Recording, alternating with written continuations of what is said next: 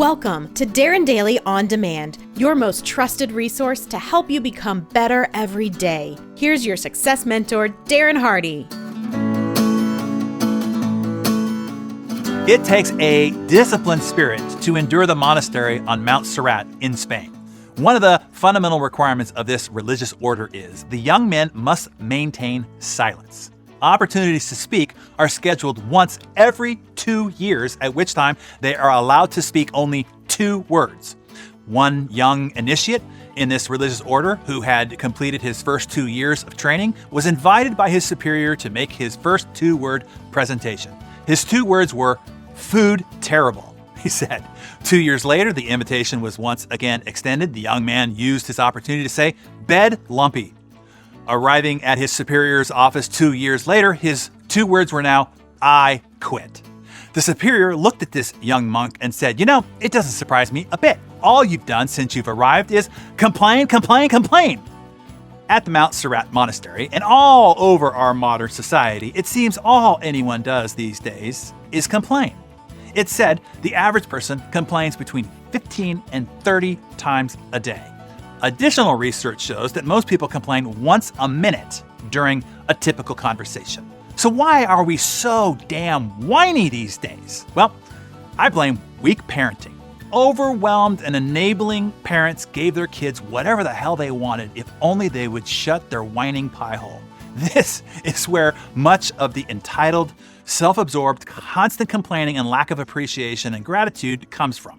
And when parents indulge children like that, the child doesn't grow out of it. It becomes how they understand themselves and the world. It becomes their self-perception and their worldview.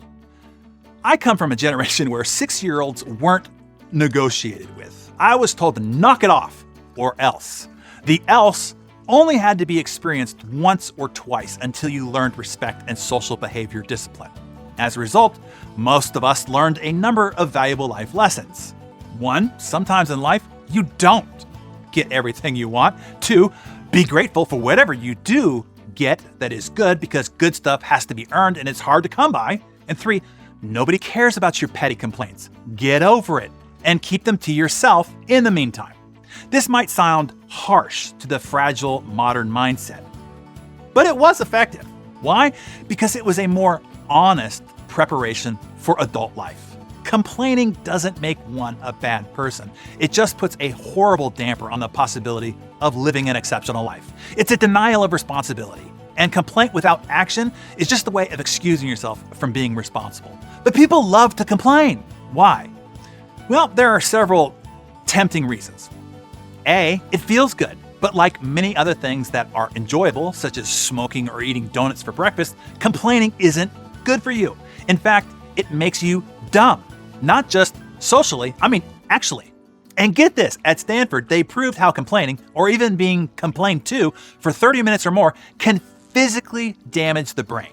Researchers used an MRI scan and found links between long-term exposure to hormones produced during stress and the shrinking of the hippocampus, which plays a major role in learning and memory. The worst part is this: the average person complains between 15 and 30 times a day.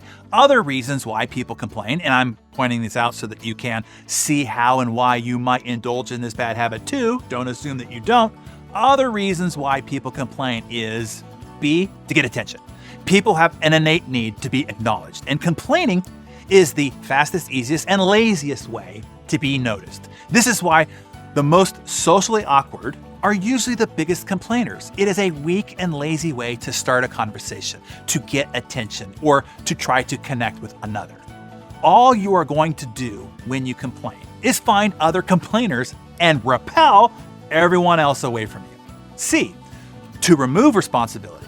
People complain about the difficulty of a situation or a task to remove their responsibility to improve it and to reduce expectations of them going forward. You see, complaining is easier than putting in the effort. And D, to excuse poor performance. People complaining about why they did not perform up to the required standard. The sun was in my eyes. The boss doesn't like me. The dog ate my homework, or whatever. All alibis for their failure or lack of achievement. So, your key lessons here today are: 1, don't be a complainer. It makes you dumb. 2, don't hang out with complainers. It makes you dumb. Oh, and here's a great tip. Number 3. When somebody starts complaining around you, here's how to stop them. Just say, "So what are you going to do about it?" "It's really cold and raining today." "So what are you going to do about it? Carry an umbrella? Put on a jacket?" "Sally always hands in sloppy work." "So what are you going to do about it? Have the tough conversation that you've been putting off?" "My husband doesn't show an interest in me anymore." "So what are you going to do about it? What ideas do you have to seduce and excite him again?" You don't even have to offer the potential solution. I was just giving you examples. Why?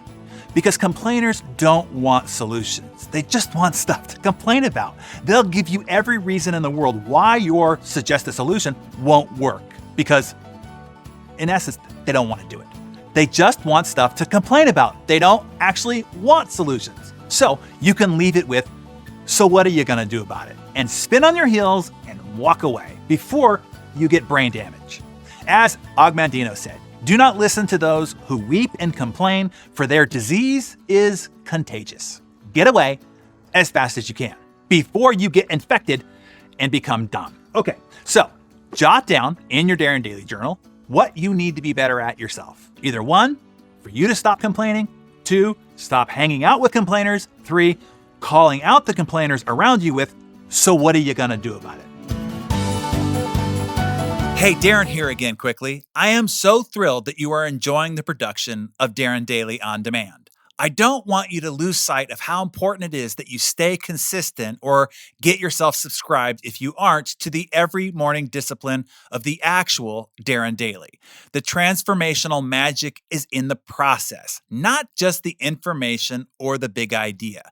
It is in the ritual and routine to how you kickstart your day. It's calibrating your mind to focus on that one idea and apply it to that very day. Knowledge does not change your life. Behavior does. The action you take on that idea. One idea, each day compounded over time, is what creates the transformational results. Go to darrendaily.com if you're not already subscribed, and I will see you there bright and early tomorrow morning.